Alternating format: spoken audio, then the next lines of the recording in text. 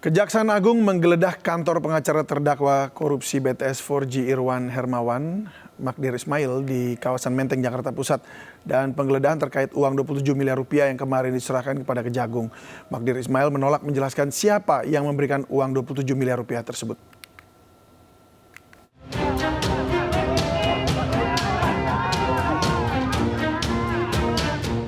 Kuasa hukum Irwan Hermawan, Magdir Ismail menyerahkan uang pecahan dolar Amerika Serikat dengan nilai 1,8 juta dolar Amerika Serikat atau 27 miliar rupiah ke Kejaksaan Agung. Uang tersebut disebut Magdir berkaitan dengan kasus korupsi BTS 4G Bakti Kominfo. Namun demikian, Magdir tidak mengatakan siapa yang menyerahkan uang tersebut.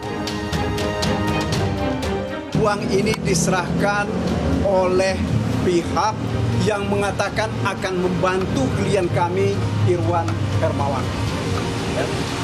Orang itu tidak menyebutkan sumber dari uang ini dari mana, dan juga tidak disebutkan uang ini terkait dengan siapa.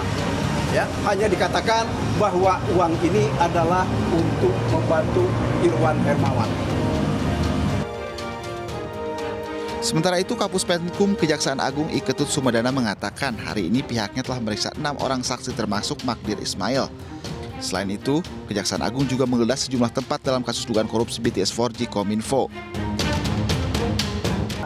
Antara lain yaitu di PT MBS atau PT VIP di Komplek Pergudangan Arkadia Jalan Daan Mogot Permai Blok B 16 Batu Ceper Tangerang Banten.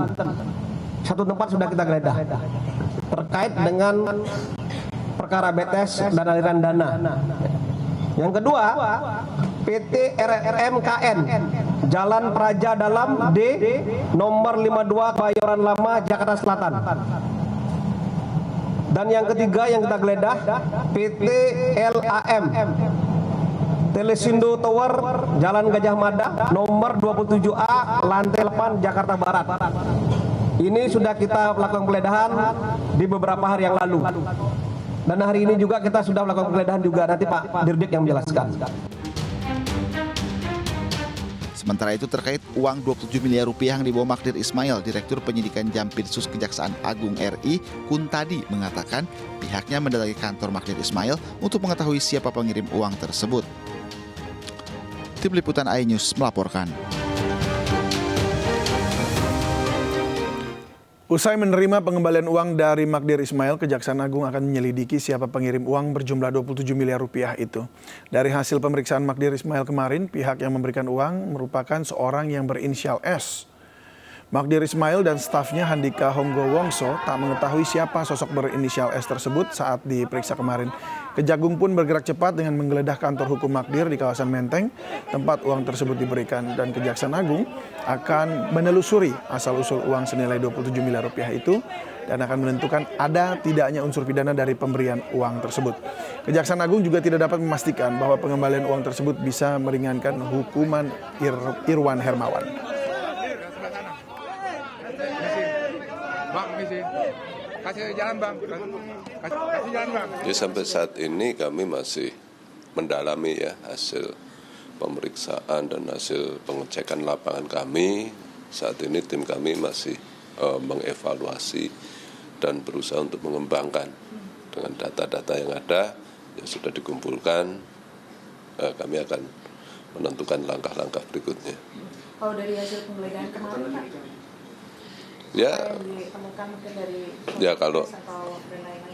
Kalau hasil penggeledahan kan kami tentu saja belum bisa menyampaikan ya. Tapi yang jelas apapun yang kami temukan di lapangan pasti akan kami cocokkan dengan hasil pemeriksaan saudara Magdir dan Handika untuk kita upayakan untuk kita kembangkan. Seperti yang saya sampaikan kemarin, sampai saat ini kami belum bisa memandang uang tersebut sebagai pengembalian. Ya, kami baru mendudukkan uang itu sebagai uang yang diserahkan. Statusnya apa? Apakah untuk pengembalian kerugian negara atau kalau ada kaitannya dengan kejahatannya atau uang hasil kejahatan itu barang sitaan. Tidak diperhitungkan sebagai pengembalian. Ya, pemirsa, Kejaksaan Agung tidak begitu saja menerima pengembalian uang terkait perkara pengadaan BTS 4G Baktikominfo dari tangan pengacara terdakwa Irwan Hermawan, Magdir Ismail. Bahkan sesaat menerima dari Magdir, Kejaksaan Agung langsung menggeledah kantor sang pengacara. Bukan cuma pengembalian uang puluhan miliar yang misterius, namun ada nama berinisial S yang disebut-sebut sebagai pemberi uang yang dikembalikan tersebut. Mari kita bahas persoalan ini dengan narasumber yang sudah kami hadirkan. Ada Boyamin Saiman, Koordinator MAKI, serta Profesor Hipnu Nugroho, pakar hukum pidana. Dan kami juga sudah mengundang kuasa hukum terdakwa Irwan Hermawan, Magdir Ismail, namun yang bersangkutan belum merespon. Selamat malam Bapak-Bapak. Selamat malam. Apa kabar? Assalamualaikum warahmatullahi wabarakatuh. Waalaikumsalam warahmatullahi wabarakatuh. Saya ke Bang Boy dulu. Bang Boy, Anda melihat ada yang janggal nggak sih dalam pengembalian uang 27 miliar? Atau kalau boleh dikata ini bukan pengembalian uang, tetapi ada uang yang tahu-tahu diserahkan begitu ke Kejaksaan Agung? Ya, sebelum ke sana itu saya ingin mengkritisi saat ini terjadi dua gap gitu. Kejaksaan Agung seakan-akan mencurigai Pak Magdir dan menyalahkan Pak Magdir. Kenapa langsung terima tanpa tahu identitas dan motifnya? Sementara Pak Magdir mengatakan, ya ini ada uang saya serahkan udah baik hati loh.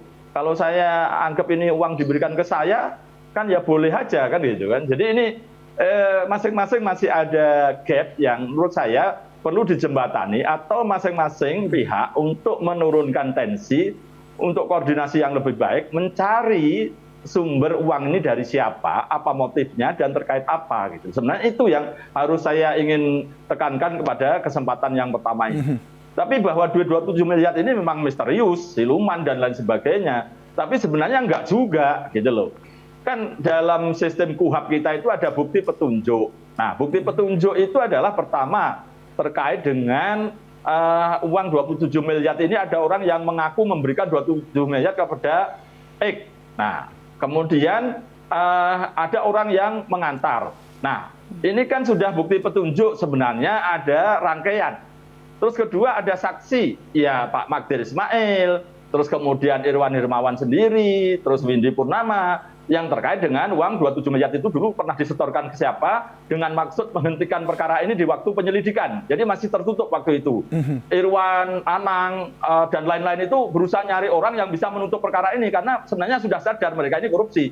Maka ada dikatakan di BAP-nya Windu, Setio, Edward, ya Dito, ya siapa saja macam-macam kan banyak itu, dan dengan jumlah uang yang berapa-berapa itu. Nah, setelah mereka ternyata gagal tidak istilahnya menghentikan perkara ini, ternyata disidik dan bahkan mereka ditahan, ya paling tidak Irwan Hermawan kan dituduh menerima uang 119 miliar, bahwa dia uang itu diberikan kepada banyak orang loh, gitu loh, kira-kira gitu. Ya. Jadi ini yang mestinya bisa dirunut oleh Kejaksaan Agung. Dan ada bukti yang terakhir yaitu elektronik CCTV, baik CCTV di tempat Pak Magdir maupun tetangganya itu bisa dirunut kayak Sambo dulu sampai ke Magelang.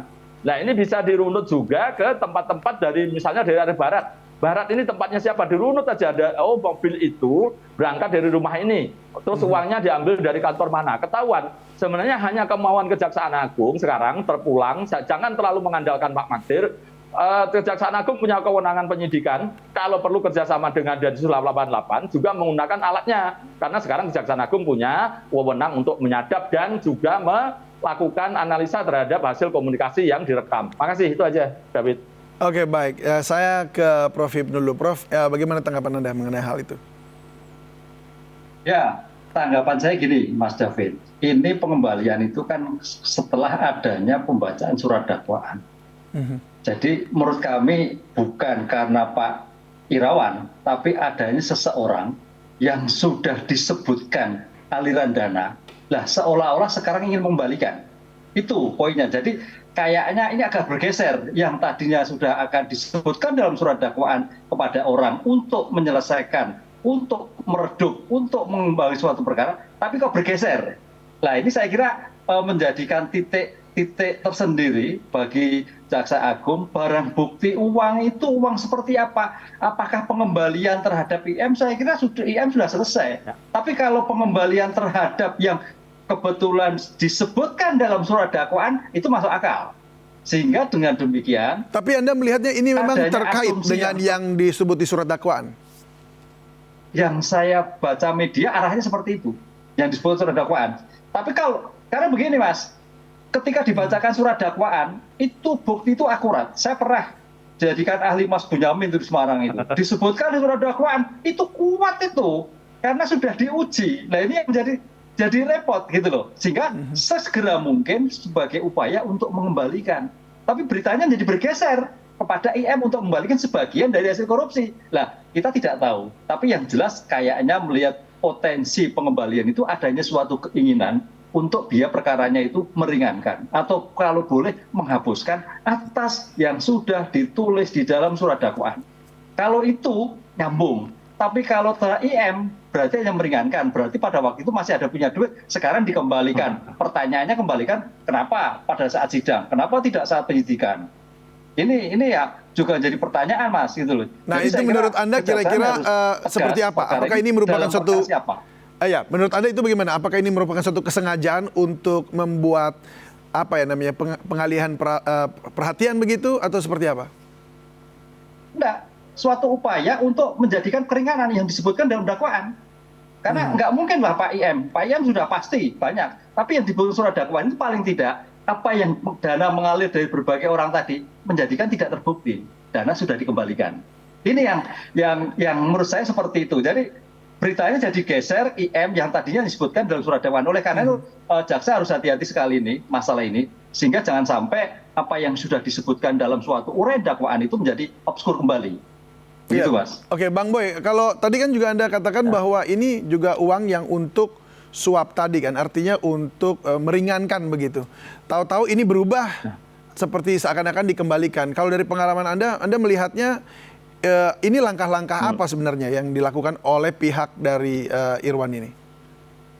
Sebenarnya gini, saya tetap pada posisi stressing saya ke Kejaksaan Agung. Apapun perkara seperti di KPK dan di Kejaksaan Agung itu dikembangkan. Misalnya minyak goreng. Dari dulu orang per orang, sekarang dikembangkan menjadi korporasi perusahaan. Bagus itu karena untuk dalam rangka pengembalian atau recovery-nya. Nah, dalam kasus ini juga tidak apa-apa, dikembangkan aja sekalian.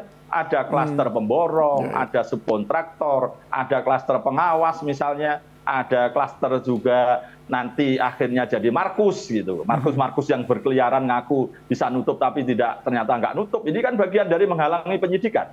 Dan salah satunya uang yang 27 miliar ini. Jadi ada klaster Markus sekarang ini dan perlu dikembangkan juga gitu. Dan dari sisi itu klaster yang lain juga masih ada klaster ternyata penikmat itu. Kemarin ada orang yang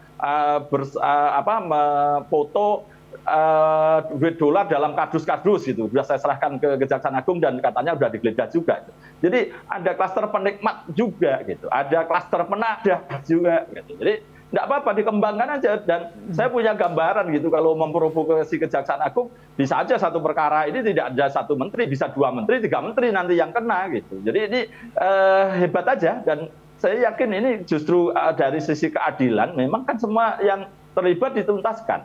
Enak sekali banyak orang mengaku bisa menutup perkara, kemudian ternyata gagal. Gagalnya bisa aja mereka hanya ngibul gitu, dan kemudian dinikmati uang itu, tapi kan dia tahu itu duit dari hasil korupsi, kan penadah setidaknya. Atau bahkan kalau mereka melakukan upaya ini itu ada jejak-jejaknya bisa diurusi atau ditelusuri, ya menghalangi penyidikan gitu. Jadi bisa berkembang kemana-mana. Makanya saya kan ngomong BTS ini bisa mengalir sampai jauh dan bercabang-cabang begitu.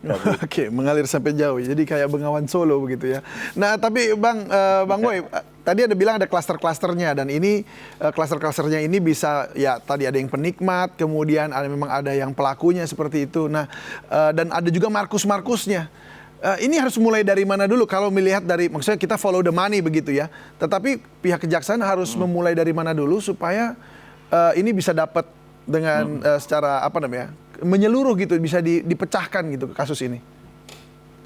Ya, ini kan seperti wahyu yang jatuh gitu. Jadi pulung yang jatuh, uang 27 miliar ini aja fokus saja bahwa uang ini ditelusuri dari mana, dan kalau ketemu nanti orangnya, karena yang S itu hanya utusan, dan ada satu lagi sopir gitu, dan ada mobilnya. Lah mobil itu kan ditelusuri, itu kan sampai rumahnya X. Ya. Rumah X apa kepentingannya? Ternyata temannya D, gitu misalnya kan itu diambil dari rekening mana atau dari money changer mana. Karena kalau money changer sehari itu dibatasi maksimal cuma berapa untuk ditarik, nggak bisa. Kalau transfer baru bisa gitu. Jadi ini atau siapa yang punya uang banyak yang kira-kira bermiliar-miliar, beratusan miliar, jadi gampang mengambil 27 miliar aja gitu kan. Nah itu ternyata ada orang yang LHKPN-nya ratusan miliar misalnya. Dan apakah ini terkait atau tidak, biarlah Kejaksaan Agung yang akan mendalami. Tapi sebenarnya entry point-nya duit 27 miliar ini aja, fokus.